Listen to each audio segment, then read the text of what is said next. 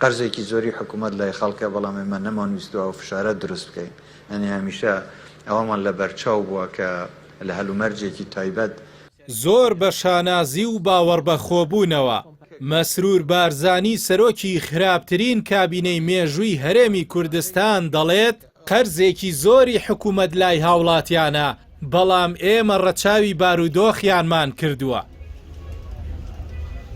زەردەخەنەکەی مەسرور بارزانی سەرۆکی حکوومەتی ماوە بەسەرچوو لە کاتی کردنی ئەم قسەیەدا تەنیا دوو ئاماژە لە خۆ دەگرێت. یەکەمیان ڕەنگە خۆیشی باوەڕی بە قسەکەی خۆی نەبێت بۆیە زەردەخەنەی دێت. دووەمیان هەر بەڕاستی ئاگاداری ئەوە نەبێت کە هاوڵاتیان بە تایبەت موچەخۆران لە چ دۆخێکدان و چەندە قەرزیان لای حکوومەتە.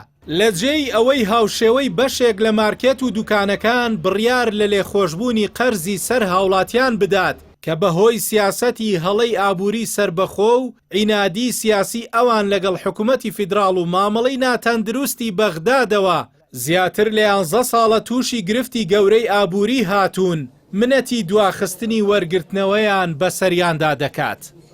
قەرزێکی زۆری حکوومەت لای خەڵکە بەڵام ئێمە نەمانویستووە و فشارە دروست بکەین ئەنی هەمیشە ئەوەمان لە بەرچاو بووە کە لە هەلومەرجێکی تایبەت هەرچەندە لە تەواوی کابینەکانی حکوومەتی هەرێمی کوردستان گەندەڵی و نابەرپرسیارەتی بەرپرسان بەردەوام هەبووە بەڵام کابینەکەی بارزانی کوڕ بە هەموو پێوەرەکان و لە سەرجەم ڕووەکانەوە کابینەیەکی ڕووخاو و داڕماوە.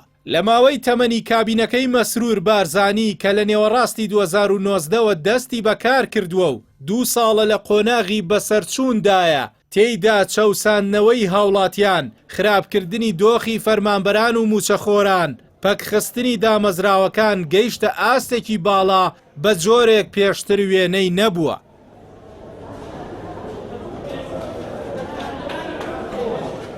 ئەم کابینەیە ئاستی بژێوی ژیانی هاوڵاتیانی هێناوەتە پلەیەکی زۆر خراپ و بە 2 مانگ موچەیەکیان پێڕەوا نابینێت.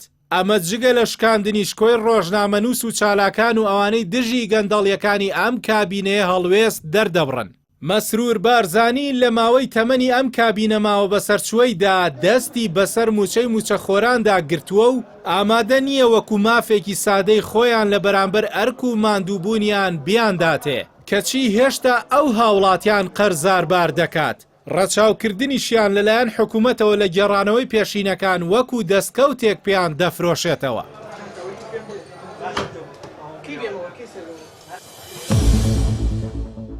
بەپێی بە دوواداچوونەکانی پەیام تەنیا ئەم کابینەیە تا ئێستا 11 موچەی فەرمانبەرانی خواردووە کە بڕەکەی 10 تریلیۆن و 4 ملیار دینارە. 11 موچەشی بە لێبڕینەوە دابەش کردووە.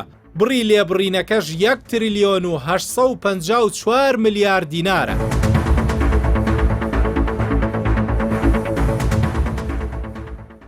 زۆر پرس و کێشەی قوڵی دیکە لەم هەرێمە هەن کە حکوومەتەکەی مەسرور بارزانی خستووەتە ژێر پرسیارەوە. کەڵاکەبوونی کێشە و قەیرانەکان و نەدۆزینەوەی چارەسەر بۆیان، سەرکوتکردنی ئازادیەکان و بێدەنگی لە ڕووداوە ئەمنیەکان، پشت گوێخستنی ناوچەیەکی هەرێمی کوردستان و چاوخستنە سەر ناوچەیەکی دیاریکراو، مۆری شکست لە کابینەکەی مەسرور بارزانی دەدەن و لە مێژوودا بە خراپترین سەرۆکوەزیران ناوی تۆمار دەکرێت.